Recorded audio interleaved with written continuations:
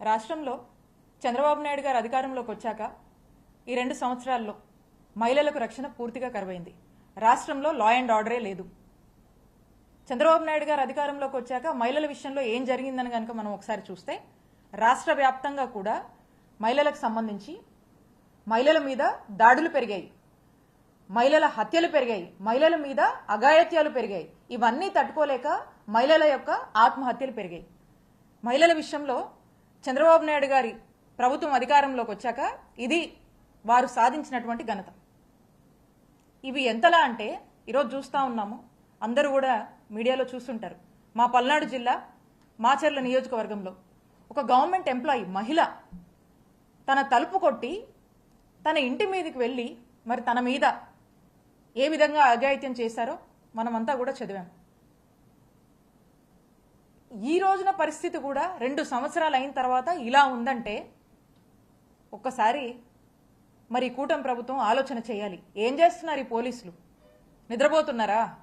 మహిళల మీద వరుసపెట్టి దాడులు, అఘాయిత్యాలు, హత్యలు, ఇవన్నీ తట్టుకోలేక వాళ్ళు ఆత్మహత్యలు, ఇవన్నీ జరుగుతూ ఉంటే పోలీసులు ఇంత కూడా పట్టించుకున్నటువంటి పరిస్థితి లేదు. మరి చంద్రబాబు నాయుడు గారు కూడా వారి దృష్టికి ఇవన్నీ వస్తున్నాయని అనుకుంటా ఉన్నాం మేము కూడా. మరి ఇవన్నిటి మీద కూడా ఏమాత్రం కూడా దృష్టి సాధించట్లేదంటే ఒక్కసారి ఆలోచన చేయాలి. వీళ్లకు వాళ్ళ విధుల మీద, వాళ్ళ యొక్క రెస్పాన్సిబిలిటీస్ మీద పోలీసులకు చిత్తశుద్ధి లేదు. చంద్రబాబు నాయుడు గారికి కూడా ఈ మహిళల రక్షణలో ఏదో చేద్దాము, మహిళల రక్షణ ముఖ్యం కదా, మహిళల పట్ల మహిళల యొక్క జరుగుతున్నటువంటి దాడుల మీద మరి ఏదైనా ఒక ఇనిషియేట్ చేద్దాము, మహిళల రక్షణ కోసం పాటుపడదామని చెప్పి ఇప్పటి వరకు కూడా ఒక ఇనిషియేటివ్ తీసుకోలేదంటే దీన్ని బట్టి అర్థమవుతా ఉంది ఈ ప్రభుత్వానికి మహిళల రక్షణ మీద పూర్తిగా చిత్తశుద్ధి లేదు. ఈ పోలీసులకు కూడా ఏమాత్రం చిత్తశుద్ధి లేదు. మనం చూస్తూ ఉన్నాము, గతంలో జగన్మోహన్ రెడ్డి గారి హయాంలో ఏపీలో పోలీస్ శాఖకు ఫస్ట్ ప్లేస్లో ఉండేది. 100కి పైగా కూడా అవార్డ్స్ వచ్చాయి ఏపీ పోలీసుకి అప్పుడు జగన్మోహన్ రెడ్డి గారి ప్రభుత్వంలో. మరి ఈ రోజున చూస్తే పాస్ మార్క్స్ కూడా లేవంట, 16% ఏదో అంటా ఉన్నారు. 36th ప్లేస్లో మనం ఉన్నాము.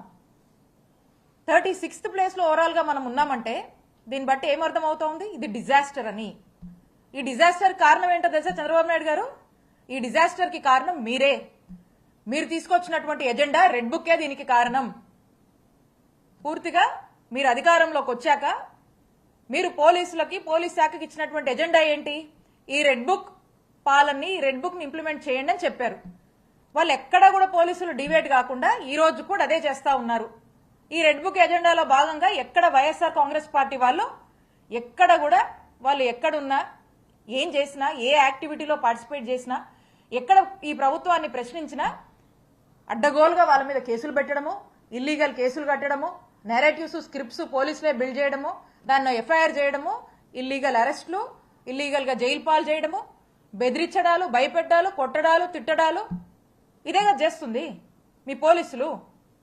కాబట్టి పోలీసులు పూర్తిగా రెడ్ బుక్ అమల్లో బిజీగా ఉన్నారు. వాస్తవానికి వాళ్ళు డెలివరీ చేయాల్సినటువంటి విధులు, రెస్పాన్సిబిలిటీస్ అండ్ రోల్స్ ఏవైతే పోలీస్ శాఖకు సంబంధించి ఉంటాయో వీటి నుంచి ఎప్పుడో డివేట్ అయిపోయారు.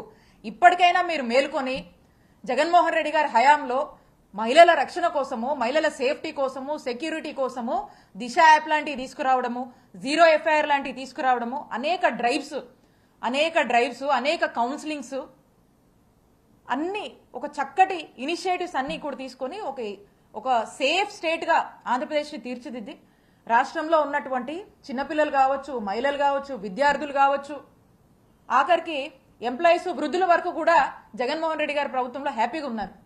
ఈ రోజున రాష్ట్ర ప్రజల పరిస్థితి అది కాదు. ఈ రోజున ఎవరికి రక్షణ లేదు. మహిళలకు లేదు, విద్యార్థులకు లేదు, ఎంప్లాయీస్కి లేదు, సామాన్య ప్రజలకు లేదు, ఎవ్వరికి కూడా రక్షణ లేదు. ఎందుకంటే కంట్రోల్ లేదు మీకు. లా అండ్ ఆర్డర్ పనిచేయట్లేదు. లా అండ్ ఆర్డర్ మీద దృష్టి చంద్రబాబు నాయుడు గారికే లేదు. ఎందుకంటే ఎంతసేపు రెడ్ బుక్ మీద ఉంది కదా మీ దృష్టి అంతా. కాబట్టే చెప్తున్నాం, ఇప్పటికైనా కూడా మహిళల విషయంలో, మహిళల రక్షణ విషయంలో ఇలాంటి ఇన్సిడెంట్స్, ఇలాంటి సంఘటనలు చోటు చేసుకోకుండా ఇప్పటికైనా ఒక కంట్రోల్ తీసుకోవాలంటే ఇప్పటికైనా మీ రెడ్ బుక్ ఎజెండా అనేది పోలీస్ శాఖలో మార్చి పోలీస్కి సంబంధించినటువంటి అసలైన విధుల్లోకి వాళ్ళని ఆ విధులు అమలు చేసేలాగా అంబేద్కర్ గారి రాజ్యాంగాన్ని అమలు చేశాం కాబట్టి జగన్మోహన్ రెడ్డి గారి హయాంలో ఏపీలో పోలీస్ శాఖ ఫస్ట్ ప్లేస్ లో ఉంది, బెస్ట్ ప్లేస్ లో ఉంది. ఈ రోజున ఈ రెడ్ బుక్ రాజ్యాంగాన్ని అమలు చేస్తున్నారు కాబట్టి చంద్రబాబు నాయుడు గారు ఈ రోజున ఏపీ పోలీస్ శాఖ పరిస్థితి 36వ ప్లేస్, పాస్ మార్క్స్ కూడా లేవు, ఫెయిల్. మేము ఒక్కటే డిమాండ్ చేస్తా ఉన్నాము, చంద్రబాబు నాయుడు గారు మీరు అధికారంలోకి రావడానికి ఎన్నికల ముందు జగన్మోహన్ రెడ్డి గారు చక్కటి పాలన, గొప్ప ఇనిషియేటివ్స్ తీసుకువచ్చి ఈ ఇనిషియేటివ్స్ ని చక్కగా అమలు చేస్తే మీరు ఏం పేర్లు పెట్టారు అప్పుడు? చంద్రబాబు నాయుడు గారు ఎలక్షన్స్ ముందు ఉమెన్ ట్రాఫికింగ్ అన్నారు, మిస్సింగ్ అన్నారు, ఇంకా రకరకాల పేర్లు పెట్టి రకరకాలుగా మాట్లాడారు. మరి ఆ మాటలన్నీ ఏమయ్యాయి? 2 ఏళ్ళు అయింది కదా. మరి దాని మీద ఏమి రిపోర్ట్ తీసుకొచ్చారు? దాని మీద మీరు ఏం ఫైండ్ అవుట్ చేశారు? మరి ఈ రోజున జరుగుతున్న ఈ వరుస ఎపిసోడ్స్ ని కంట్రోల్ చేయడానికి ఏం చేశారు? మీరు ఏం ఇనిషియేటివ్స్ తెచ్చారు?